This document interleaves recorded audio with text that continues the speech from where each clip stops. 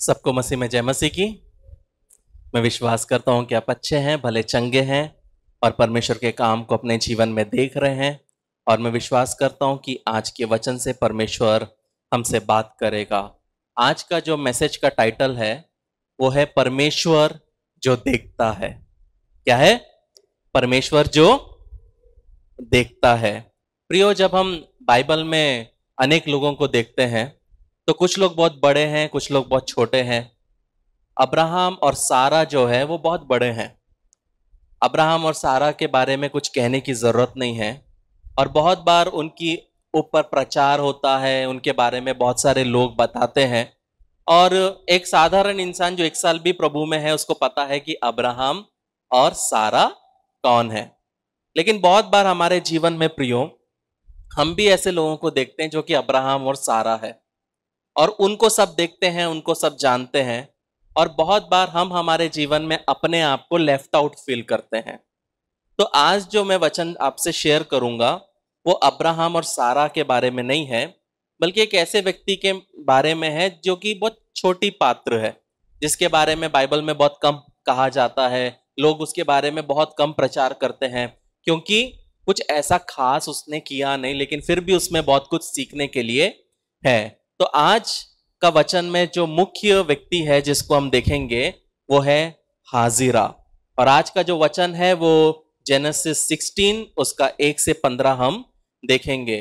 तो हाजिरा जब हम बाइबल में पढ़ते हैं तो हाजिरा के बारे में बाइबल में बहुत ज्यादा नहीं बताया गया है। उसकी सारा से कोई तुलना नहीं हो सकती। सारा की बहुत पहचान है बाइबल में, बहुत ज्यादा लोग उसको जानते हैं, लेकिन हाजिरा को कोई भी नहीं जानता। हाजिरा एक ऐसी स्त्री है जिसको ज्यादा सराहा नहीं गया है, उसकी कोई मान्यता नहीं है। वो ऐसी महिला है जिसने बाइबल में कोई किताब नहीं लिखी है। वो एक ऐसी महिला है जिसने मिरियाम के जैसे कोई गीत को नहीं लिखा है। उसमें वो अमीर नहीं थी, शक्तिशाली नहीं थी, प्रभावशाली नहीं थी, बस उसमें ज्यादा बुद्धि और ज्ञान नहीं था। और वो ऐसी महिला नहीं थी कि अगर वो कोई कमरे में आएगी तो लोग उसके लिए खड़े हो जाएंगे। वो ऐसी महिला नहीं थी कि जब वो चल के आ रही है और कोई बैठा है तो वो खुद खड़े होके उसको बोले कि आओ आप मेरे स्थान पे बैठ जाओ। हाजिरा जो थी वो एक दासी थी। और बाइबल हमें नहीं बताता कि स्पष्ट रूप से अब्राहम और सारा ने उसको कब खरीदा था। दासी मतलब वो एक स्लेव थी। और पुराने नियम में जब हम एक दासी बोला जाता है या एक स्लेव बोला जाता है तो हम उस व्यक्ति से सब कुछ करा सकते हैं, उसको वापस बोलने का कोई भी हक नहीं होता है। तो बहुत सारे लोग ये विश्वास करते हैं कि जब इब्राहिम और सारा जब मिस्र में थे तब उन्होंने हाजिरा को खरीदा, लेकिन कब खरीदा वो हम नहीं जानते। उसके बाद से हाजिरा जो थी वो अब्राहम और सारा के घर में क्या करने लगी? सेवा करने लगी, काम करने लगी। तो वो एक ऐसी स्त्री थी जिसका वो अब्राहम और सारा के परिवार में, कुटुंब में रह रही है, लेकिन उसके बारे में कोई चर्चा नहीं है, उसका कोई महत्व नहीं है। वो एक साधारण सी स्त्री है जो उस घर में खाना पकाती होगी, झाड़ू करती होगी, पोछा करती होगी या नॉर्मल काम करती होगी। लेकिन एक और चीज समझना है कि हाजिरा के बारे में बाइबल में बताया ही नहीं जाता अगर सारा बांझ ना होती। अगर बाइबल में सारा बांझ नहीं होती तो हाजिरा एक गुमनाम व्यक्ति होती। लेकिन परमेश्वर ने सारा के बांझपन के वजह से हाजिरा की एंट्री वचन में की। तो बहुत बार समझ लेना, अगर आपके जीवन में कोई कमी है तो हो सकता है आपकी कमी के वजह से परमेश्वर किसी और व्यक्ति को आपके द्वारा आगे बढ़ाना चाहता है।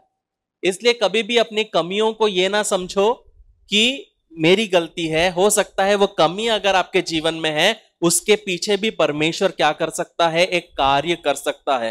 तो एक दिन सारा जो है सोचती है कि मैं तो बांझ हूं, मुझसे बच्चा हो नहीं सकता, मेरे पास बच्चा है नहीं, मैं बच्चा पैदा नहीं कर सकती, तो मैं क्या करूं? तो उसमें एक दिन वो क्या करती है, उसके दिमाग में जब ऐसा सोच रही है, एकदम से एक सोच आता है कि तू हाजिरा के द्वारा क्या कर, एक बच्चा पैदा कर और अब्राहम को एक बच्चा दे दे। जब उसने ये डिसाइड किया तो उसने ये जरूरी नहीं समझा कि वो हाजिरा के पास जाए, उससे मिले और उसको सारा बोले कि देख मैं ऐसा सोच रही हूं, तेरा क्या कहना है। उसने निर्णय लेने के पहले हाजिरा से कोई राय नहीं लिया। उसने उससे नहीं पूछा कि मैं चाहती हूं कि तू सैरोगेट मदर बने, क्या तेरी हामी है क्या। वो जज के पास नहीं गई, कोई पेपर वर्क नहीं किया कि तेरी हामी है क्या। बस उसने क्या किया, उसने निर्णय कर लिया। उसने निर्णय क्यों कर लिया? क्योंकि वो उसकी कौन है? दासी है। बहुत बार हमारे जीवन में भी प्रियो, हम बहुत बार दूसरे के लिए क्या करते हैं, चीजों को डिसाइड कर लेते हैं कि अब से तू यही करेगा, अब से तू यही करेगी। कभी भी अपने जीवन में अगर आप अपने भाग्य के ऊपर नियंत्रण नहीं कर सकते, अगर आप अपने जीवन के परिणामों के ऊपर अगर आप नियंत्रण नहीं कर सकते, और अनेक बार अगर आप अपने जीवन में जो काम करना चाहते हैं और अगर आप वो काम करने के लिए चुन नहीं सकते, तो आपको समझना है कि आप एक गुलाम हो। अगर कोई और व्यक्ति आपके लिए डिसाइड कर रहा है, कोई और व्यक्ति आपको बोल रहा है ये कर, वैसा कर, ऐसा कर, और आपका उसमें ना हाँ है ना है, तो आप गुलाम हो। ये समझना बहुत जरूरी है, क्योंकि बहुत बार क्या होता है, शादी के बाद भी बच्चे लोग माँ बाप के गुलाम हो जाते हैं, और गुलाम होने के वजह से बहुत सारी शादियां टूटती है, क्योंकि शादी होने के बाद भी वही करेंगे जो माँ कहती है या पिता कहते हैं। और उस वजह से क्या होते, वो शादी में तो चले जाते हैं, लेकिन शादी में भी वो गुलाम के तौर पे जीते हैं। तो यहां पे हम देखते हैं कि जस्ट बिकॉज सारा ने चुना हाजिरा को, हो सकता उनके पास और भी होंगे सेवा करने वाले, लेकिन सारा ने डिसाइड किया कि नहीं, हाजिरा दिखने में अच्छी है, तो चलो इसको क्या करना है, अब्राहम के साथ में इसको हम दे सकते हैं। ये समझना है प्रियो कि ये जो सोच है, ये जो विचार है, ये हाजिरा का नहीं था, ये जो विचार है ये अब्राहम का भी नहीं था। लेकिन यहां पे सारा ने अब्राहम से पूछना भी जरूरी नहीं समझा। अब्राहम से शायद वो पूछती तो वो हो सकता था वो बोलता कि नहीं, लेकिन ऑब्वियसली हम यहां देखते हैं कि अब्राहम अपने विवाह को बचाने वाला व्यक्ति है। वो नहीं चाहता कि जबरदस्ती झगड़े हो, वो नहीं चाहता कि जबरदस्ती खाने बंद हो जाए, मुझे खाना मिलना बंद हो जाए, क्योंकि जिस घर में पत्नी खुश, परिवार खुश। जितने शादीशुदा लोग हैं वो समझ सकते हैं कि अगर पत्नी खुश है तो परिवार खुश है, लेकिन अगर पत्नी गुस्सा है तो परिवार में नरक है। तो यहां पे हम देखते हैं कि सारा डिसाइड कर ली अब्राहम का, उसके उसमें कोई भी, सब लोग मुंह धीरे धीरे करके हंस रहे, लेकिन सच है, ये झूठ नहीं है। लेकिन यहां पे हम देखते हैं कि सारा एक ऐसा डिसीजन लेती है जिसके वजह से उसके परिवार में क्या होता है, केओस आ सकता है। एक लाइफ थ्रेटनिंग डिसीजन को लेती है, एक बहुत ही डरावने डिसीजन को लेती है, और एक ही बहुत ही प्रॉब्लमेटिक डिसीजन को लेती है। मतलब वो डिसीजन के वजह से उसका परिवार तहस नहस हो सकता है, बहुत चीज खराब हो सकती है, लेकिन वो खुद वो डिसाइड करती है। और एक समय ऐसा आता है कि जब वो दूसरे पे दोष ठहराती है, लेकिन उस दोष का कारण भी वही रहती है। बहुत बार हमारे जीवन में हम जब प्रॉब्लम्स में आते हैं प्रियो, वो शैतान की वजह से नहीं है। यहां पे बाइबल में कहीं नहीं लिखा कि शैतान ने आके उसके कान में खुसफुसाया। खुसफुस किया क्या? नहीं किया। शैतान ने आके खुसफुसाया नहीं, दुष्ट आत्मा ने आके खुसफुसाया नहीं, सास ससुर ने आके खुसफुसाया नहीं, मम्मी पापा ने खुसफुसाया नहीं, नरक से किसी ने खुसफुसाया नहीं, कोई पासबान ने आके खुसफुसाया नहीं, नफरत करने वालों ने खुसफुसाया नहीं। सारा ने खुद डिसाइड किया, खुद उसने क्या किया, डिसाइड किया कि मुझे ये करना है। बहुत बार हम भी हमारे जीवन में हम दूसरे को दोषी ठहराने का सोचते हैं। हम ढूंढते हैं कि हमारी गलतियों के लिए हम किसके ऊपर आरोप लगा सके, हम किसकी आलोचना कर सके। उदाहरण के लिए हम हमेशा हमारी फेलियर्स के लिए हम हमारे बच्चों को, हमारे माता पिता को हम दोषी ठहराते हैं। कभी कभी अपने दादा दादी को दोषी ठहराते, कभी अपने नाना नानी को दोषी ठहराते, कभी अपने मामा को दोषी ठहराते, कभी काका को दोषी ठहराते। हम हमेशा किसी और को दोषी ठहराने के लिए हम क्या करते हैं, अपने जीवन में प्रयत्न करते हैं। बहुत कम लोग आपको अपने जीवन में मिलेंगे जो खुद से बोलेंगे मुझसे गलती हुई है। बहुत कम लोग, क्योंकि आसान है।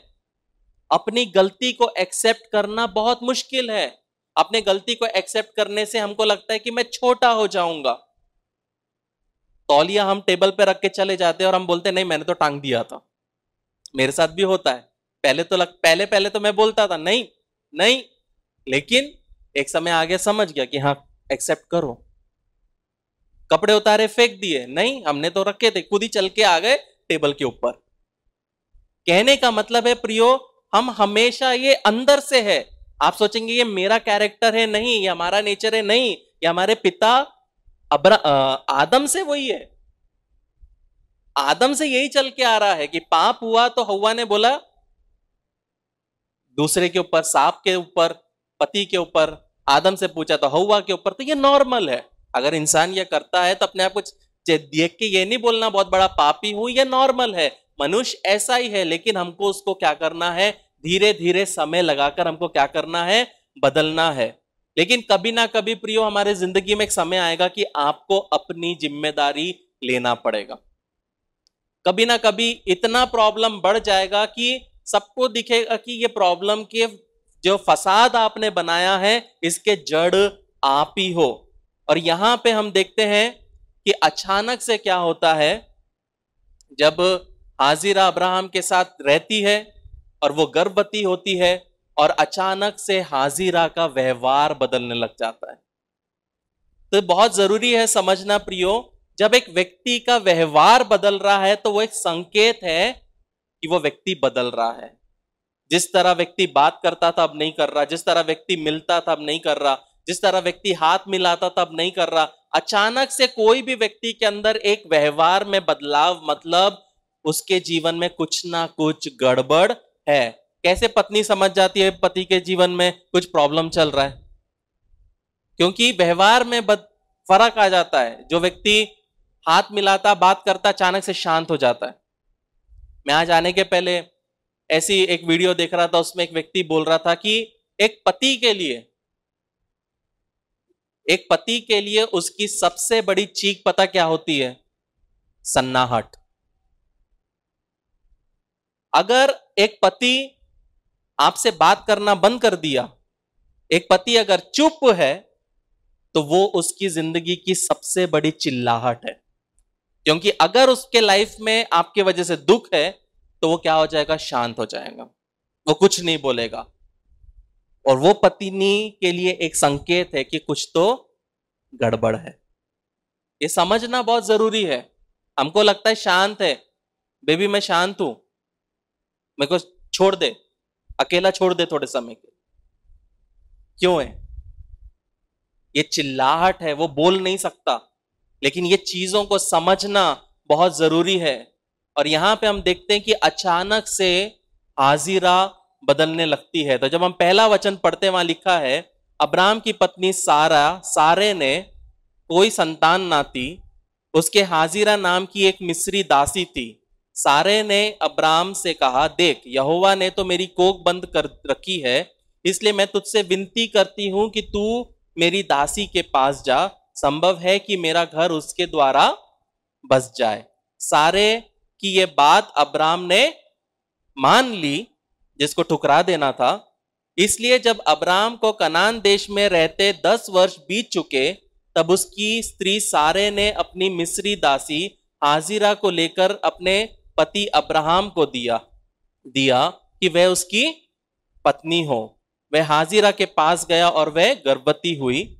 जब उसने जाना कि वह गर्भवती है, तब उसने अपनी स्वामिनी को तुच्छ दृष्टि से देखने लगी। पहले सब ठीक था, लेकिन जैसे ही हाजिरा को पता चला कि वो प्रेग्नेंट है, वो गर्भवती है, वो क्या करने लगी? उसके व्यवहार में वो बदलने लगी और अपने मालकिन सारे के खिलाफ क्या करने लगी? घृणा करने लगी और तुच्छ समझने लगी। जब हम ऐसा देखते हैं, पढ़ते, तो ऐसा लगता है कि एक्चुअल में सारे में प्रॉब्लम होना चाहिए था, सारा को प्रॉब्लम होना चाहिए था। तो अभी तक उसका नाम बदला नहीं है, तो बाइबल में सारे करके उसका नाम है। जब बाद में वो बदलता है नाम तो सारा होता है, तो मैं सारे करके बोल रहा हूं, मतलब बाइबल में जो नाम यूज किया है वो बोलने की कोशिश कर रहा हूं। तो हमको ऐसा लगेगा कि सारे को तुच्छ जानना चाहिए क्योंकि हाजिरा का बच्चा हुआ, वो बांझ है, उसको नहीं हो रहा। लेकिन यहाँ पे क्या हो रहा है, उल्टा हो रहा है। यहाँ पे जो स्लेव है, जो दासी है, वो मालकिन को आंख दिखा रही है, मालकिन के ऊपर क्या कर रही है, नजरें घुमा घुमा के दिखा रही है, व्यवहार गलत कर रही है। और यहां पे हम देख सकते हैं कि ये संकेत है कि जब परमेश्वर हमारे जीवन में कोई काम करता है जो दूसरे के जीवन में नहीं हो रहा है, तो हमारा व्यवहार कैसे बदलता है। यहां पे वो दासी है, लेकिन मालकिन ने उसको अपॉर्चुनिटी दिया, अब उसके जीवन में वो आशीष आ गया जो उसकी मालकिन के पास नहीं है। अब उसके व्यवहार में बदलाहट आ गया है। और वो क्या दिखा रही है, अनादर। अनादर जो है प्रियो, वो एक संकेत है कि चीजें बाहर हो रही है, ऑर्डर में नहीं है। और वो अपनी मालकिन के खिलाफ अनादर दिखाने लगी। याद रखना प्रियो कि एक बार अगर परिवार में जो दीवार है, अगर आप उसको गिरा दो, तो वो दीवार के ऊपर से कोई भी आपके जीवन में आके उसको नष्ट कर सकता है। जो बाउंड्रीज है हम अपने परिवार में बनाते, आप वो बाउंड्रीज को अगर तोड़ दोगे, परमेश्वर के वचन के खिलाफ जाके उस बाउंड्री को तोड़ दोगे, फिर वो टूटे हुए बाउंड्री से हर एक व्यक्ति जो शैतान लाएगा, वो आपके साथ, आपके परिवार के साथ बहुत अच्छे से फीफा वर्ल्ड कप खेलेगा। आप सोचोगे कि मेरे परिवार को क्या हो गया, क्यों? क्योंकि जो बाउंड्रीज परमेश्वर चाहता था बनाना, वो बाउंड्री को तुमने गिरा दिया तुम्हारी इच्छा से। सारा ने जो पति और पत्नी के बीच का रिश्ता था उसको खुद से तोड़ा, उसने खुद से पाप घुसाया। और वो बाउंड्री को तोड़ने के वजह से आज सारा क्या हो रही है, मालकिन होते हुए भी जो हाजिरा, उसकी जो सेवा करने वाली थी, वो उसको क्या करने लगी, तुच्छ समझने लगी, तुच्छ दृष्टि से देखने लगी, पिटी करने लगी। अरे अरे अरे, सब है, पैसा है, बंगला है, गाड़ी है, लेकिन अरे अरे अरे आशीष नहीं है, तुच्छ नजर से देखने लगी। और यहां पे अब्राहम के बारे में सोचना है कि वो बेचारा कहां गुजर रहा है। जब भी दो औरतों के बीच में एक पति अगर फंस जाता है, उसके लिए वो बहुत पीड़ादायक होता है। जब सास और पत्नी के बीच में पति को चुनना पड़ता है, उसके लिए यह बहुत पीड़ादायक होता है। जब पत्नी पति को बोलती है अपनी लॉयल्टी प्रूफ कर, मां को यह बोल के, और मां बेटे को बोलती है अपनी लॉयल्टी प्रूफ कर पत्नी को यह बोल के, ये पति के लिए बहुत मुश्किल भरा समय है। मतलब जब वो काम के लिए जा रहा है वहां तो नरक है, जब वो दूसरे जगह जा रहा है वहां भी नरक है, लेकिन जहां घर पे आके वो विश्राम करता है, अगर वो भी नरक हो जाए तो कहां जाएगा पति, कहां जाएगा व्यक्ति, कहां जाएगा? जब वो सोचता है कि मैं सब छोड़ के मैं घर पे जाके एटलीस्ट, चलो वहां पे बॉस मेरे को गाली मारता है, मैं घर पे आता हूं, एटलीस्ट घर पे तो मेरे को शांति मिलेगी। और घर पे भी आके क्या होता है, चिल्ला चौट, झगड़े। मेरे कॉल आते हैं ऐसे कि जो रात के 9:30 बजे घर पे नहीं जाते, बोलते घर पे नहीं जाना, अगर मैं घर पे जाऊंगा तो और टेंशन है, मैं वेट कर रहा हूं कि वो सो जाए फिर मैं जाऊं, क्योंकि घर पे गया तो चालू। तो यहां पे वही हाल अब्राहम का हो रहा है। ये चीज बताया नहीं है, पर अभी जो नेक्स्ट वचन हम पढ़ेंगे उसमें आपको समझ जाएगा कि अब्राहम किससे होके गुजर रहा है। तब 5वां वचन, तब सारे ने अब्राहम से कहा, जो मुझ पर उपद्रव हुआ। बापरे, जैसे कि अब्राहम ने उसको बोला करने के लिए। देखो क्या बोल रही है, जो मुझ पर उपद्रव हुआ वो तेरे ही सिर पर हो। वाह वाह वाह वाह वाह। मतलब अब्राहम की गलती जो भी हुआ, मैंने तो अपनी दासी को तेरी पत्नी कर दिया, पर जब उसने जाना कि वह गर्भवती है तब वह मुझे तुच्छ समझने लगी, इसलिए यहोवा मेरे और तेरे बीच न्याय करे। यह कैसा न्याय हो गया जिसमें उसने हां भी नहीं बोला, आज वो उसकी गलती हो गई। जिस गलती को, जिस प्रॉब्लम को तुमने बनाया, तुमने अपने माइंड में वो पूरा गेम बनाया कि ऐसा ऐसा होगा, और जब वो गेम चला नहीं, हैंग होने लग गया, तो डेवलपर की गलती, तब डेवलपर की गलती। तो यहां पे अब्राहम के ऊपर में सारा क्या कर रही है, चढ़ रही है।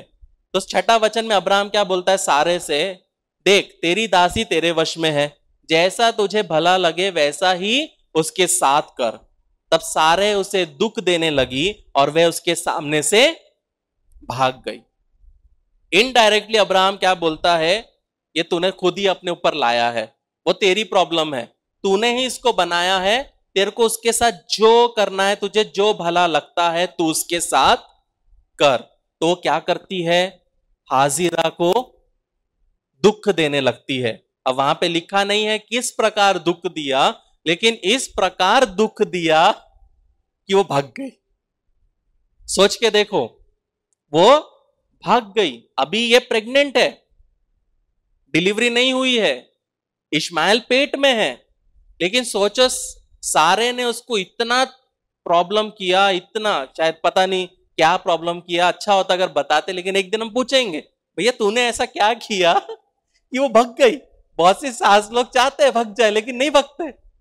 लेकिन ये सारे तो परफेक्शनिस्ट थी कि अब्राहम ने बोला जो करना है कर, उसने उसको दुख दिया और वो भाग गई। शॉर्ट में बोलूं प्रियो, तो कोई कभी भी लड़ाई को शुरुआत मत करो जिसका हथियार आपके पास नहीं है। कोई युद्ध शुरू मत करो जिसको लड़ने की शक्ति नहीं है। कोई युद्ध को शुरू मत करो यदि वो युद्ध की स्थिति में खड़े होने की हिम्मत नहीं है, या वो युद्ध को समाप्त करने की हिम्मत नहीं है। तो यहां पे बुरे व्यवहार के वजह से क्या हुआ, हाजिरा भाग गई। हाजिरा अब्राहम के वजह से नहीं भागी, घर के लोगों के वजह से नहीं भागी, पेट में जो बच्चा था उसकी वजह से नहीं भागी। हाजिरा एक औरत से भाग गई। और आप बोलोगे कि औरत को समझना है, लेकिन वहां पे नहीं हुआ वो चीज। और बाइबल में भी हम देखते कि पुरुष भी औरतों से भागे। एक एलिया, जेजबेल ने बोला तो औरत से भाग गया। दूसरा हम देखते हैं जोसेफ, जब पोतीफर की बीवी आई तो कपड़ा छोड़ के भाग गया। लेकिन कभी कभी जिंदगी में भागना जरूरी है, नहीं तो पाप हो जाएगा, पाप हो जाएगा। लेकिन डर के नहीं भागना है लाइफ में। तो यहां पे हम देखते हैं कि हाजिरा भाग जाती है, अचानक से वो भाग जाती है। और उस समय अगर आप हाजिरा भाग रही है, जा रही है, होगा उसके पास में एक थैला, हाजिरा से पूछेंगे कि तू कहां भाग रही है, हाजिरा बोलेगी मुझे नहीं पता। अगर आप पूछोगे कहां जा रही है, हाजिरा बोलेगी मुझे नहीं मालूम। अगर आप पूछोगे कि तू ठीक है जा रही है लेकिन कहां रहने वाली है, हाजिरा बोलेगी मुझे नहीं पता। अगर हम उससे पूछेंगे कि जो पेट में जो बच्चा है जब वो बड़ा होगा, जब पैदा होगा, तो उसका पालन पोषण कैसे करेगी, तो भी हाजिरा क्या बोलेगी, मुझे नहीं पता। वो सिर्फ एक ही चीज जवाब देगी, बस मुझे उस औरत से दूर भागना है। वो औरत जिसने मेरा जिंदगी को नरक बना दिया है, मुझे उससे दूर भागना है। मैं देख लूंगी जो होगा, मैं भाग जाऊंगी। लेकिन यहां पे समझना है प्रियो, वो भाग रही है सिर्फ एक वजह से कि कोई उसको गलत तरीके से उसके साथ व्यवहार ना करे। ये बहुत जरूरी है प्रियो। लोगों को पैसा नहीं चाहिए, धन दौलत नहीं चाहिए, लोगों को ऐश और आराम नहीं चाहिए, लोगों को शांति चाहिए। चाहे वो रिश्ते में हो, जॉब में हो, बिजनेस में हो, लोगों को शांति चाहिए, इज्जत चाहिए। लेकिन अगर हम उनको वो इज्जत ही ना दे, तो वो इंसान क्या सोचेगा कि मुझे यहां से निकलना चाहिए। क्योंकि दूसरे हमें इज्जत ना दे चलेगा, लेकिन जिस दिन हम खुद की नजरों में गिर जाएं, जब हम खुद की नजरों में गिर जाएं, तो बहुत मुश्किल होता है प्रियो अपने जीवन को व्यतीत करना। लेकिन आपको एक चीज समझना है कि सारा से हम एक चीज सीख सकते हैं जो हमको नहीं करना है, कि जब परमेश्वर आपके हाथ में पावर देता है, जब परमेश्वर आपको शक्ति देता है, एक पोजीशन पे रखता है, आप अपने पावर का किस तरह उपयोग करते हो।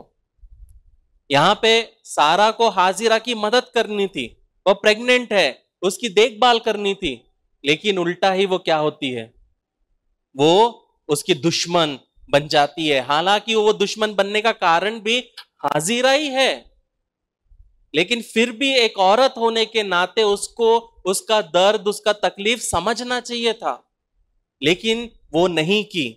और वहां पे हम देखते हैं प्रियो कि परमेश्वर कभी कभी हमारी गलतियों के द्वारा भी किसी के जीवन में एक आशीष का कारण बन सकता है। लेकिन इंपॉर्टेंट क्या है प्रियो, अगर आप अपनी शक्ति का, परमेश्वर के द्वारा दिए हुए पोजीशन का गलत उपयोग करोगे तो उसका दंड मिलेगा। और आज वही चीज सारे यहां पे सह रही है। हमारे जीवन में क्या होना चाहिए? डिसिप्लिन होना चाहिए, संयम होना चाहिए, नियंत्रण होना चाहिए। क्यों? क्योंकि वचन कहता है जिसे बहुत सौंपा गया उससे बहुत लिया जाएगा। लूका 12:48। अगर आपके जीवन में परमेश्वर, एक चीज याद रखना, परमेश्वर आपको कभी भी एकदम से सीईओ नहीं बनाएगा, परमेश्वर कभी भी आपको जनरल मैनेजर एकदम से नहीं बनाएगा। आपको पहले 2 जन के ऊपर रखेगा। अगर आप 2 जन के साथ में विश्वास योग्य हो, ईमानदारी से रहोगे, उससे प्यार करोगे, उसको इज्जत दोगे, उसके हर एक डिसीजन को मान्यता दोगे, चाहे वो आपके हिसाब से करे या ना करे, तो भी आप जब उसको इज्जत दोगे, उसको प्यार दोगे, तो परमेश्वर 2 से 4 के ऊपर लेके जाएगा, 4 से 16 जाएगा, 16 से 32 होगा, और आप एक टीएल बन जाओगे, एक टीम लीडर बन जाओगे। कभी मत सोचना परमेश्वर एकदम से 32 लोगों को आपके अंडर में देगा, नहीं देगा। छोटे में जो विश्वास योग्य रहेगा उससे परमेश्वर क्या करता है? बढ़ाता है। लेकिन आपको समझना है प्रियो कि हम जब एक चीज करते हैं, कुछ चीज सोचकर, उसका आउटकम आप कभी भी डिसाइड नहीं कर सकते।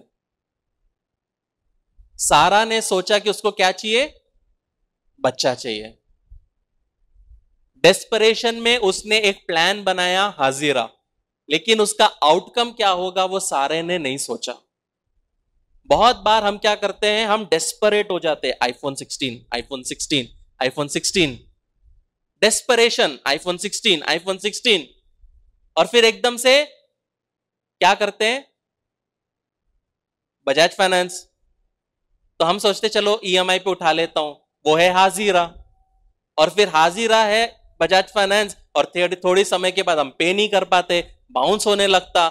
हमको कॉज था, कॉज क्या था? मुझे आईफोन 16 चाहिए, लेकिन हमने इफेक्ट छोड़ दिया कि इसका इफेक्ट क्या हो सकता है। और बहुत बार यही चीज हमारे जीवन में, मसीह जीवन में होता है प्रियो, कि हम ये डिटरमाइन नहीं कर पाते कि हम जो डिसीजंस लेते हैं उसका आउटकम क्या होगा। बहुत बार परमेश्वर अच्छी अच्छी नौकरियां देते हैं, और एक बार बॉस चिल्ला दे, इंसान छोड़ देता है। लेकिन वहीं पे 10 साल बाद, 15 साल बाद वही जगह तुम्हारे लिए परमेश्वर ने रखा, लेकिन तुमने उसको छोड़ दिया। क्यों? क्योंकि तुम्हारे हिसाब से चीज नहीं हुआ। पर ऐसे काम कभी भी जीवन में नहीं होता है। कहने का मतलब है प्रियो, एक बार अगर आप पाप के दरवाजे को अपने जीवन में खोल दोगे, उसके बाद उस दरवाजे में से कौन अंदर आता है उसका नियंत्रण आप कभी नहीं कर पाओगे। सारे ने अपने परिवार में वो दरवाजे को खोल दिया, और हाजिरा के द्वारा उस परिवार की सुख शांति, चैन, अमन शैतान धीरे धीरे क्या करने लगा? चुराने लगा। यहां पे जब उसको ऊपर हाजिरा चढ़ने लगी तो सारे डर गई, व्यवहार से डर गई। यही होता है प्रियो, जब हमारे जीवन में सीमाएं नहीं होती, जब हमारे जीवन में, परिवार में बाउंड्रीज नहीं होती, तब पता क्या होता है? हमारे जीवन में केओस होने लगता है। केओस को हिंदी में बोलते अराजकता। इसलिए बहुत जरूरी है आपके जीवन में बाउंड्रीज को बनाना, अपने परिवार को सुरक्षित रखना। अगर आप नहीं रखोगे, प्रॉब्लम आपके लाइफ में बाद में आएगा। मैं ऐसे एग्जांपल्स दे सकता हूं जो मैं कैमरा पे नहीं बोल सकता, कि जहां पे परिवार ने गलत लोगों को घर पे घुसाया, और फिर वो परिवार कैसे विश्वास से फिर से मूर्ति पूजा में चला गया। क्यों? क्योंकि जिसको घुसाया वो क्या निकला? 1 नंबर का 420 निकला। क्यों? क्योंकि बाउंड्रीज नहीं है। हम किसको घुसाते उसकी बाउंड्री नहीं है। जान पहचान के बिना हम लोगों को घर में घुसाते हैं। बाउंड्रीज होना बहुत जरूरी है। फॉर एग्जाम्पल, हम हमारे दोस्तों को घर पे बुला लेते हैं जो कुछ नहीं जानते, और एकदम से दोस्त कैजुअल हो जाता है और जाके क्या करता है, फ्रिज खोलता है और बॉटल निकाल के पी लेता है। जब पहली बार उसने किया, हमने नहीं बोला, फिर वो दूसरी बार करता है, तीसरी बार करता है। एक दिन फ्रिज में आइसक्रीम रखा हुआ था, क्योंकि आपने पहली बार कुछ नहीं बोला। अब एक दिन वो आया, बैठा, फ्रिज खोला, पूरा आइसक्रीम खा गया। अब आप गुस्सा हो गए, ऐसा कैसा खा लिया उसने? तो भाऊ, तुमने पहली बार मना किया होता तो नहीं खाता था। सही है कि नहीं है? अपने लाइफ में बाउंड्रीज होना बहुत जरूरी है। मैं इवन नेहा के घर पे जब जाता हूं, मैं उस घर का फ्रिज बहुत कम खोलता हूं। मैं उस घर का दामाद हूं, मैं एनी टाइम खोल सकता हूं, लेकिन अगर मेरे को कुछ चाहिए तो मैं मम्मी को बोलता हूं, निधि को बोलता हूं, आर्यन को बोलता हूं। बहुत कम फ्रिज खोलता हूं, क्योंकि हम अगर किसी के घर में जा रहे हैं एज अ गेस्ट, मैं उस घर में गेस्ट नहीं हूं, तो कभी भी हमको फ्रिज नहीं खोलना है। ये एटिकेट्स है। कहने का मतलब है प्रियो, उस तरीके से अपने जीवन को जीना बहुत जरूरी है। अगर हम गलत को गलत नहीं बोलेंगे तो हमारे लाइफ में शैतान खराब कर देगा। मेरे कॉलेज का एक भी दोस्त मेरे घर पे नहीं आया आज तक, सिवाय 2 जन के जो मेरे बहुत करीब है, और वो 2 ही मेरे दोस्त हैं। बहुत दोस्त थे कॉलेज में, लेकिन एक एंट्री नहीं मारा। क्यों? कॉलेज के दोस्त कॉलेज में, चर्च के दोस्त चर्च में। वो बाउंड्री बचपन से बनाना लाइफ में मैंने सीखा है, और उस वजह से लाइफ में बहुत कम प्रॉब्लम्स हुए हैं। यहां पे हम देखते हैं हाजिरा मरुभूमि में जा रही है, मरुभूमि में जा रही है, प्रेग्नेंट है, गर्मी में है, और क्या होता है? 7वां वचन, तब यहोवा के दूत ने उसको जंगल में शूर के मार्ग पर जल के पास सोते के पास पाकर कहा, हे सारे की दासी हाजिरा, तू कहां से आती है और कहां को जाती है? उसने कहा, मैं अपनी स्वामिनी सारे के सामने से भाग आई हूं। यहां पे एक चीज देखना है प्रियो, कि प्रभु का दूत उसे ढूंढ रहा है। प्रभु का दूत सारे को ढूंढते हुए आता है। कहने का मतलब है प्रियो, आप कहीं पे भी भाग जाओ, आप परमेश्वर से दूर भाग नहीं सकते। आप चर्च बदल लो, लेकिन परमेश्वर आपको कहीं ना कहीं पकड़ लेगा। आप सिटी बदल लो, परमेश्वर पकड़ लेगा। आप देश बदल लो, परमेश्वर आपको बदल लेगा। आप एफिडेविट बना के अपना नाम बदल लो, तो भी परमेश्वर आपको बदल लेगा, पकड़ लेगा। आप परमेश्वर से कभी भी भाग नहीं सकते। लेकिन आपको एक चीज समझना है प्रियो, कि कितना धन्य है हम प्रियो, कि परमेश्वर हमारे लिए आता है। वो अपने दूत को भेजता सारे के लिए। वो मालकिन नहीं थी, एक स्लेव थी, लेकिन उसके लिए वो एक दूत को भेजता है। हमें से कितने लोग बोल सकते कि जब मेरी परिस्थिति खराब थी, परमेश्वर मेरे पास आया। जब मैं दुख में से गया, परमेश्वर ने मेरे लिए काम किया। मतलब उसकी नजरें थी आपके ऊपर। जब आपका खुद का खून ने आपको सपोर्ट नहीं किया, जब आपके अपनों ने आपको ठुकरा दिया, परमेश्वर ने किसी व्यक्ति के द्वारा आपके जीवन में काम किया। क्यों? क्योंकि परमेश्वर की नजर आपके ऊपर में थी। प्रियो, बाइबल में हम बहुत लोगों को देखते हैं जिनके पास स्वर्गदूत आया। अब्राहम, याकूब, मूसा, गिदियोन, जोशुआ, सब बड़े बड़े लोग। कोई भी स्लेव नहीं है। बाइबल में एक ही स्लेव है जिसके पास में ईश्वर परमेश्वर का दूत आया। वो कौन है? हाजिरा। मतलब परमेश्वर ने अपने दूत को हाजिरा के पास भेजा, मतलब उसमें कुछ है। उसमें कुछ है कि उसको दूत को भेजना पड़ा। पता क्या है? उसके पेट में एक डेस्टिनी है, एक भाग्य है। उसके पेट में जो बच्चा है वो एक विरासत के साथ में पैदा हो रहा है। मतलब वो जो पेट में जो बच्चा है, उसके ऊपर परमेश्वर की योजना है, परमेश्वर का एक उद्देश्य है। इसलिए परमेश्वर अपने दूत को भेजा उसके लिए। पता है प्रियो, जब आपके ऊपर में परमेश्वर की विरासत है और आपके जीवन में परमेश्वर का एक डेस्टिनी, एक भाग्य है, तो आपको समझना है कि आपके जेब में कितने पैसे वो मैटर नहीं करता। आपके अकाउंट में कितना पैसा है वो मैटर नहीं करता। आपके जूते में छेद है कि नहीं वो मैटर नहीं करता। मैटर पता क्या करता है प्रियो, आपके अंदर कौन है। और हमारे अंदर यहूदा कसीम वास करता है। ये चीज समझना बहुत जरूरी है प्रियो। यहां पे परमेश्वर ने हाजिरा के ऊपर में एक प्लान के तहत पाया कि वो चुनी हुई है। ये चीज समझना बहुत जरूरी है प्रियो। हाजिरा एक गलती थी, भले हाजिरा परमेश्वर की योजना में नहीं होगी, हाजिरा एक गलती थी, सारा की गलती थी, लेकिन उस गलती के अंदर भी परमेश्वर ने एक खूबसूरत सा प्लान को बनाया। हम जब वचन पढ़ते हैं रोमन्स 8:28, उसमें कहता है all things work together for good those who love God. जो परमेश्वर से प्यार करते हैं, हर एक चीज भलाई के लिए उत्पन्न होती है। वो हर एक चीज में आपकी गलतियां भी है, क्योंकि एक मनुष्य अपने जीवन में गलतियां करता है, उस गलतियों के पीछे भी, उस गलतियों के बीच में से भी परमेश्वर कुछ अच्छा निकालता है हमारे जीवन के लिए। इस वचन से पता है प्रियो परमेश्वर क्या चाहता है, कहना चाहता है भागना बंद करो। हाजिरा के जैसे भागना बंद करो, सच्चाई का सामना करो। लोग आपको कितना धमकाते ये मैटर नहीं करता, आप लोग कितना डराते वो मैटर नहीं करता, लोग आपके बारे में क्या कहते मैटर नहीं करता। आपको भागना बंद करना है। स्वर्गदूत ने हाजिरा से पूछा तू कहां जा रही है, तू कहां है। आज परमेश्वर भी आपसे पूछ रहा है इस वचन से, तू कहां है। आज जहां पे तू है, आज जहां आप हो, आप कहां हो। यहां पे हाजिरा एक रेगिस्तान में है, उसको सारे के घर में होना था, लेकिन आज आप अपने जीवन को देखते हो तो आप कहां हो। आप अपने आप को मरुभूमि में पाते हो। आप क्यों हार मान गए।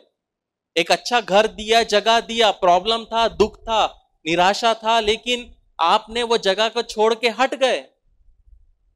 आप वो जगह को छोड़ के हट गए। आज आप कहां हो, आज हम कहां हैं, ये सवाल खुद से पूछना बहुत जरूरी है। तुमने अपने स्तर को क्यों गिरा दिया।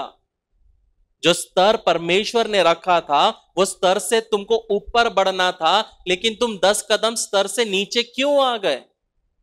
ये सवाल आपको खुद से पूछना है अपने जीवन में। जहां तुमको बढ़ना था, जो तुम्हारे बाद आए वो तुम्हारे आगे चले गए, लेकिन तुम आज भी पीछे क्यों हो। सारा के घर में तुझे रहना था हाजिरा, लेकिन हाजिरा तू आज मरुभूमि में क्या कर रही है। मरुभूमि में तू क्या कर रही है। सारा के द्वारा ही मैं तेरे लिए एक आशीष को लाऊंगा। तेरे बच्चे का ख्याल, तेरे ऊपर की जरूरतें सब सारा के घर में है, ये मरुभूमि में नहीं है। तो 9वां वचन में स्वर्गदूत क्या कहता है, अपनी स्वामिनी के पास लौट जा और उसके वश में रह। यहां पे हाजिरा को स्वर्गदूत बोल रहा है कि वापस जा। अब कहने का मतलब है हाजिरा सोचेगी कि मैं उस औरत से भाग के इतना दूर पहुंची हूं, अब तुम कहते हो कि मैं क्या करूं, मैं वापस जाऊं। मतलब कहने का मतलब है कि मैं फिर से उस नरक में चले जाऊं। और हाजिरा क्या की नहीं जाती है। ऐसा होता है क्या। हाजिरा स्वर्गदूत की बात को क्या करती है, मानती है। भले ही उसको एक ऐसे जगह में जाना है जहां पे सुविधा प्रॉपरली नहीं मिलेगी, वो औरत हमेशा उसको कांव कांव करके परेशान करेगी, लेकिन हां परमेश्वर के दूत ने बोला है तो मैं जाऊंगी। आपको पता है प्रियो, बैकस्लाइडिंग भी एक प्रकार का क्या है, बीमारी है। जो व्यक्ति दौड़ते दौड़ते हट जाते हैं वो एक बीमारी है। यिर्मयाह 3 उसका 22 पढ़ो क्या लिखा है। यिर्मयाह 3:22 वहां पे लिखा है, भटकने वाले लड़कों लौट आओ, मैं तुम्हारे भटकना सुधार दूंगा।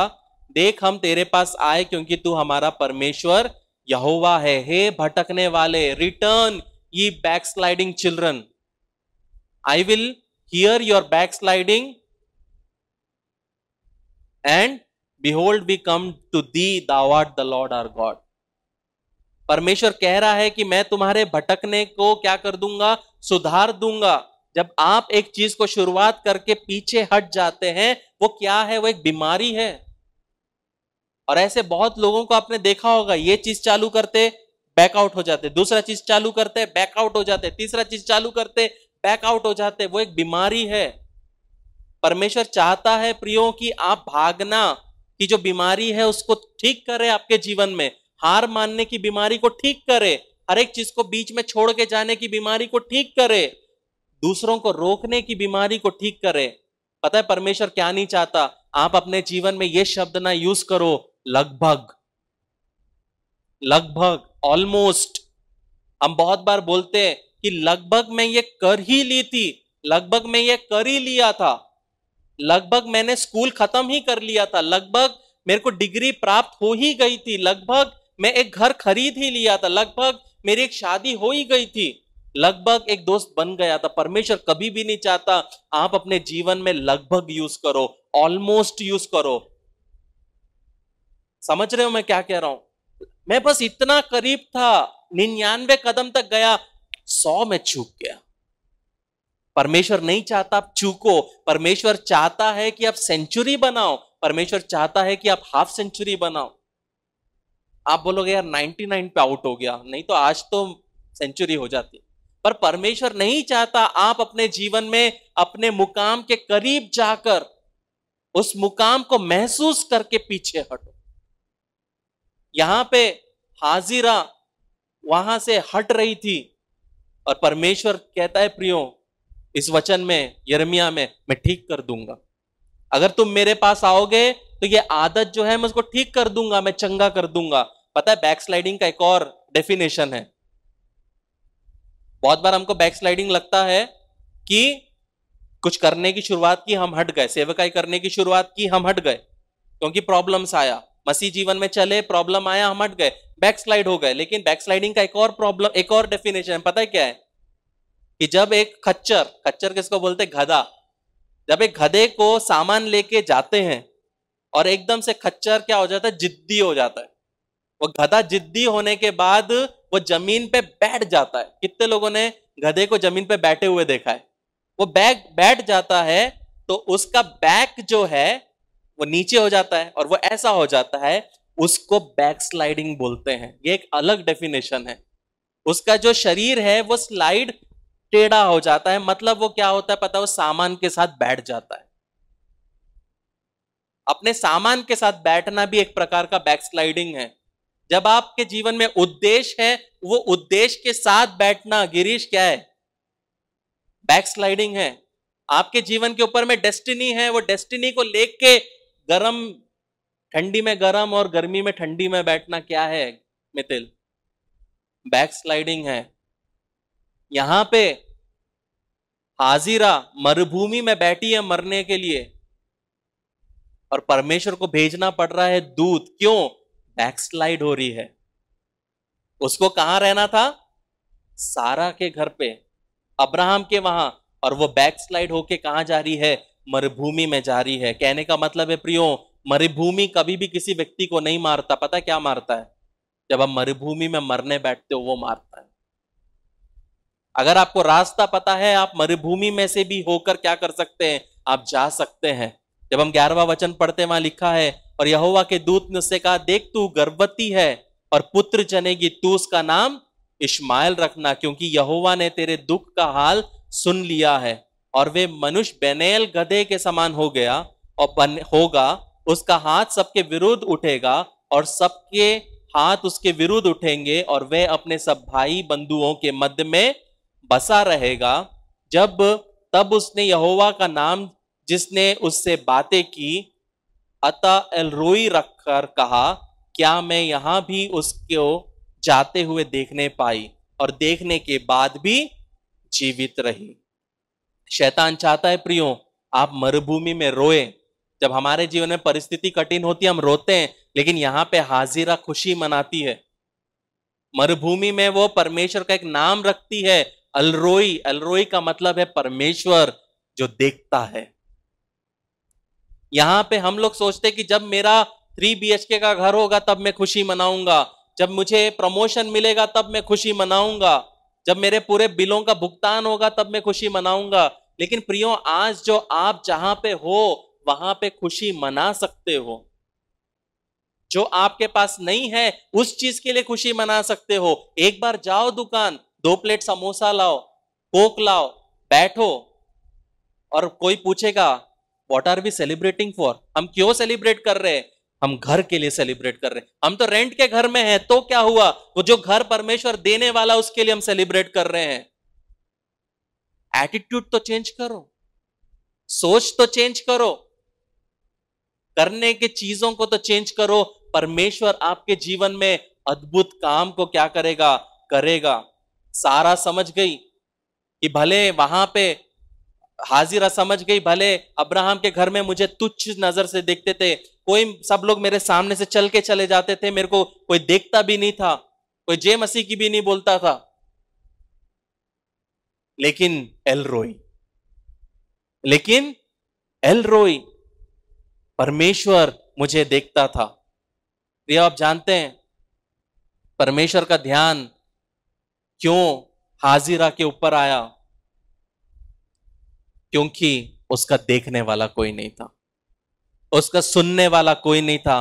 प्रॉब्लम्स थे, लेकिन प्रॉब्लम्स के बीच में भी वो देखता था उसको। वो प्रॉब्लम क्रिएट कर भी रही थी तो भी परमेश्वर उसको देखता था, उसमें कमी थी तो भी परमेश्वर उसको देखता था। इनडायरेक्टली स्वर्गदूत हाजिरा से कहता है, तेरा और तेरे बच्चे का खाना पीना सारे के घर पे है। कहने का मतलब है प्रियो, शैतान तुझे दूर भगाना चाहता है, लेकिन तेरा आशीष सारे के घर पे है। सोच के देखो वो कितना कठिन था। हाजिरा वापस जाती है, उसके लिए कठिन था, उसकी भावनाएं आहत हो गई कि परमेश्वर उसकी मदद नहीं किया।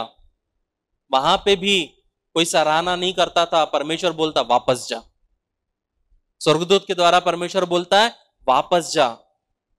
आसान नहीं था प्रियो उसके लिए, लेकिन परमेश्वर कौन है प्रियो?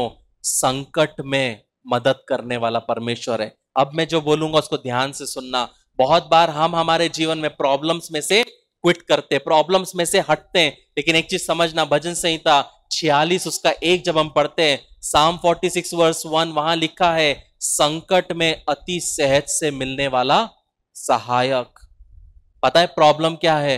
हम संकट में उसका इंतजार ही नहीं करते। जब हम संकट में उसका इंतजार ही नहीं करते तो वो अति सहज से कैसे वो हमारा सहायक बनेगा? प्रॉब्लम है प्रियो, हम मुसीबत से भाग जाते हैं, लेकिन वो मुसीबत के बीच में ही तो परमेश्वर हमारे लिए प्रावधान को देता है। परमेश्वर ने कनान देश में जाने का रास्ते के बीच में यरीहो की दीवार बना दी। परमेश्वर बोला कि यरीहो की दीवार के पीछे तुम्हारा आशीष है, ये यरीहो की दीवार के पीछे तुम्हारा आशीष है। कहने का मतलब है कि परमेश्वर आपको आशीषों के, प्रॉब्लम्स के बीच में से आशीषों के बीच में लेके जाता है। कभी भी लाइफ में walk in a park situation नहीं रहेगा कि सब चीज आपके लिए खुल गया है मिनिस्टर के जैसे आप 80-100 की स्पीड में चले जाओगे। ऐसा कभी नहीं होगा मसीह जीवन में। प्रॉब्लम्स में गुजरते हुए ही आप क्या करोगे? आप अपने मुकाम तक पहुंचने पाओगे। हो सकता है माहौल अच्छा नहीं होगा, अनुकूल नहीं होगा, सुविधाजनक नहीं होगा, माहौल वैसा नहीं होगा जैसा आप चाहते हो, लेकिन परमेश्वर पता है इस वचन के द्वारा क्या कह रहा है? आपका रोटी वही है, आपका पानी वही है, आपकी आशीषें वही हैं, क्योंकि वो असुविधा के बीच में मैं कार्य करने वाला परमेश्वर हूं। मरुभूमि के बीच में मन्ना देने वाला परमेश्वर हूं, मारा के पानी को मीठा करके देने वाला परमेश्वर हूं। मरुभूमि के बीच में मैं तुम्हें क्या देने वाला हूं? मांस देने वाला परमेश्वर हूं। ये हमारा परमेश्वर है, क्योंकि वो हमें क्या करता है प्रियो? वो हमें देखता है। वो कौन है? वो एल रोई है। हाजिरा घर जाती है, दरवाजा नॉक करती है, अंदर से सारे पूछती है कौन है?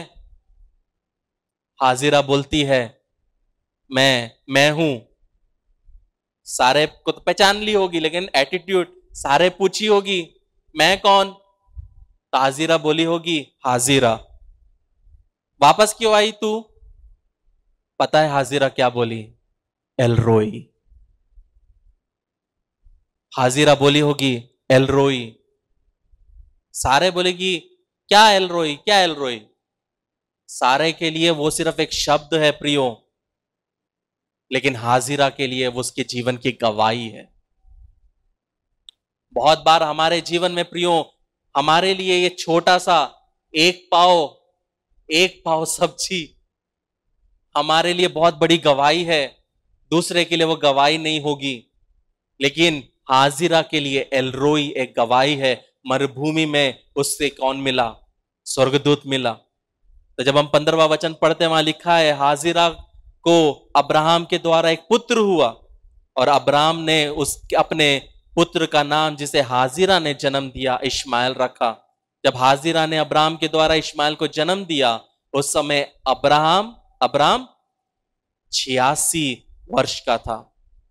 वो गर्भवती होती है, इश्माएल जन्म लेता है, पता है, अपने मालिक के घर में वो रहती है, अच्छे बिस्तर में वो सोती है, वो बच्चे को सब चीज बेस्ट मिलता है। उसके बेटे के शुरुआत से लेके एक 14 साल करीब करीब उम्र तक उसका बेस्ट पालन पोषण होता है। और उसका पालन पोषण पता कहां होता है? विश्वास के पिता के घर में। अब्राहम जो विश्वास का पिता है, उस पिता के घर में उस बच्चे का पालन पोषण होता है। एक चीज समझना, अब्राहम को बच्चा कब हुआ? जब वो 100 साल का था। 86 वर्ष में इश्माएल हुआ। 86 को इंग्लिश में कितना बोलते हैं? 86। 14 साल इश्माएल को बाप मिला। 14 साल अब्राहम ने इश्माएल को सिखाया, उसके ऊपर में सर था, बाप का छाया था। 14 साल। पता है क्यों 14 साल? क्योंकि इब्री लोगों के लिए एक लड़का जब 13 साल का होता है, वो बच्चा नहीं रहता, वो आदमी हो जाता है। हम हैं जो 40 साल के बच्चे को भी बेटो बेटो करके बोलते हैं, 40 साल के बच्चे को भी हम खिलाते हैं। लेकिन वहां पे जब एक लड़का 13 साल का हो जाता है, वो अपने बाप के साथ मछली पकड़ने जाता है। बाप जो काम करता, बड़ाई का काम है, बेटा जाता है। अगर वो फरीसी या सदूकी नहीं बन रहा। 13 साल की उम्र में एक लड़का को एक आदमी का दर्जा मिलता है। जब तक वो बच्चा था, परमेश्वर ने अब्राहम को उसके साथ रखा। और फिर कौन पैदा होता है? इसहाक पैदा होता है। कहने का मतलब है प्रियो, सारा ने ये पूरा प्रॉब्लम क्रिएट किया। अब बच्चा हुआ 86 में, परमेश्वर बोला जब तक ये पुरुष नहीं होता, तू भी मां नहीं बन पाएगी। मैं कभी भी ऐसा नहीं होने दूंगा कि अब्राहम का प्यार 2 में बटे। मैं चाहता हूं अब्राहम का पूरा प्यार इश्माएल को मिले। क्यों? क्योंकि तूने इस प्रॉब्लम को रचा है। ये मेरे नोट्स में नहीं है जो मैं बोल रहा हूं। आप जो प्रॉब्लम को क्रिएट करोगे, उसका एक इफेक्ट आपके लाइफ में होगा। पर आपको एक चीज समझना है प्रियो, अभी भी यहां पे सारे के बच्चे नहीं है, लेकिन वचन पता क्या कहता है? हाजिरा का बच्चे का पालन पोषण सारा के घर पे हुआ। पता है क्यों? क्योंकि वचन कहता है पापी की संपत्ति धर्मी के लिए रखी जाती है। नीति वचन 13:22। पापी की संपत्ति धर्मी जन के लिए रखी जाती है। इसलिए आपको समझना है प्रियो, अगर हाजिरा वापस चली जाती तो उसको मरुभूमि में अपने बच्चे को पालना पड़ता। लेकिन जब वो स्वर्गदूत का बात मान के आई, भले उसके लिए प्रॉब्लम था, उस बच्चे का पालन पोषण हुआ, अच्छा खाना मिला, कपड़ा मिला, रहने को मिला, और एलरोई मिला। कौन मिला? एलरोई मिला। कहने का मतलब है प्रियो, आज परमेश्वर इस वचन से यही कहना चाहता है, वो आपको देखता है। परमेश्वर आपको देखता है। परमेश्वर आपके परिश्रम को देखता है। अगर आप एक दरवाजा जो आपको नहीं खोलना था आपने खोला है, तो आज वो समय है, वो दरवाजे को आप बंद कर सकते हो, क्योंकि वो हमारे बीच में है। और वो चाहता है प्रियो, वो चाहता है कि जो दरवाजे आपने खोले नहीं, वो दरवाजे आपके लिए खोले। यहां पे ऑल ऑफ अ सडन हाजिरा को लगा मैं कर लूंगी, मैं सफिशिएंट हूं। लेकिन परमेश्वर हाजिरा को देख के बोले नहीं, तू सफिशिएंट नहीं है। तो 14 साल का खर्चा नहीं उठा सकती, और परमेश्वर उसको क्या करता है, सारा के पैसे पे हाजिरा के बच्चे का पालन पोषण होता है। जो उसके लिए प्रॉब्लम क्रिएट कर रही थी, उसके ही पैसे से परमेश्वर ने हाजिरा के बच्चे को क्या किया, बढ़ाया। परमेश्वर देखता है प्रियो, जब आप रातों को वो करवट लेते हो। परमेश्वर देखता है वो रात के 2 या 3 बजे जब आप नींद नहीं आती और आप फर्श में चलते हो नंगे पांव, ये सोच के कि क्या होगा।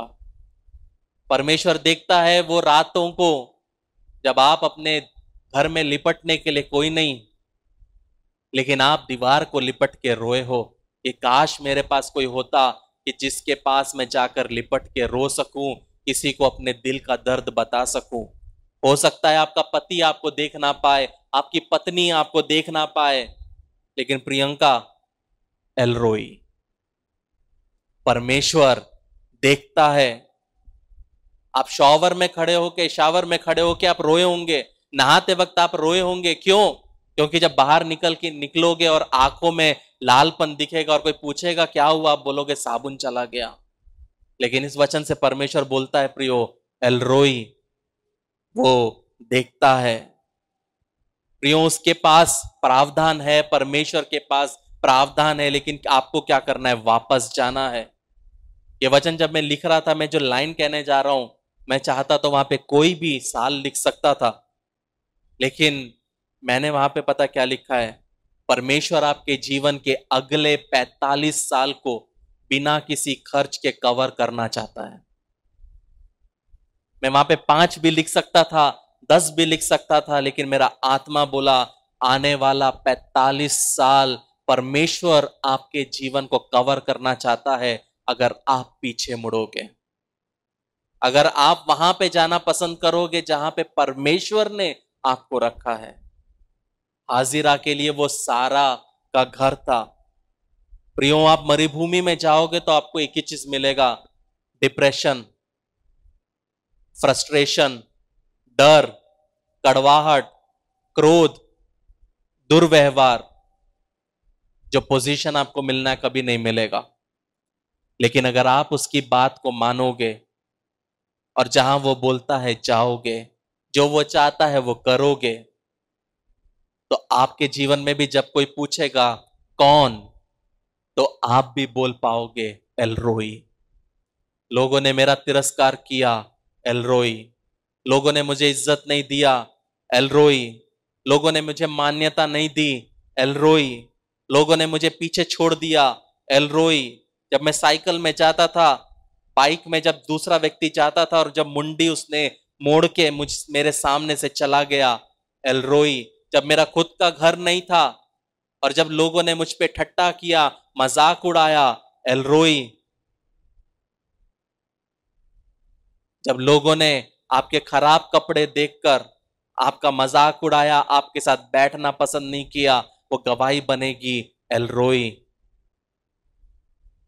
ये परमेश्वर आपसे चाहता है।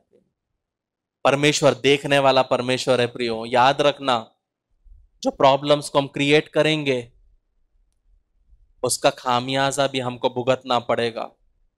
अगर सारा परमेश्वर के समय पे रुकती, हाजिरा पैदा नहीं होती, एक बहुत बड़ा कौम पैदा नहीं होता। लेकिन परमेश्वर ने उसको भी आशीषित किया। मैं हमेशा जब धूप रहती, मैं बहुत बार नेहा को बोला, देखो ये धूप पापियों के लिए और धर्मी के लिए एक साथ है, बारिश पापियों के लिए धर्मी के लिए एक साथ है। हमारा परमेश्वर कभी भी भेदभाव नहीं करता। हमारा चुनाव, हमारा डिसीजन ये डिटरमाइन करेगा कि 10 साल बाद आप कहां पहुंचोगे, 5 साल बाद आप कहां रहोगे। आपका चुनाव है प्रियो। मैं विश्वास करता हूं कि एक समय आएगा कि आप भी अपने जीवन में बोल पाओगे एलरोई। परमेश्वर इन वचनों से आशीषित करें। तो आप विवाह के लिए आगे कदम बढ़ाने को तैयार हैं, बधाई। इससे पहले कि आप अपनी शादी के दिन की तैयारी में जुट जाएं, योजना बनाएं और परेशान होने लगें, एक सबसे महत्वपूर्ण न न भूलें, आपकी शादी। एक अध्ययन के अनुसार विवाह पूर्व परामर्श या वैवाहिक थेरेपी पूरा करने वाले जोड़ों में तलाक की संभावना 31% तक कम होती है और कोर्टशिप टू मैरिज इसमें आपकी मदद करता है। हमारे कोर्स और पाठों में विवाहित जीवन के संघर्षों, वास्तविकताओं और रोजमर्रा की दिनचर्या जैसे कई विषय सम्मिलित किए गए हैं।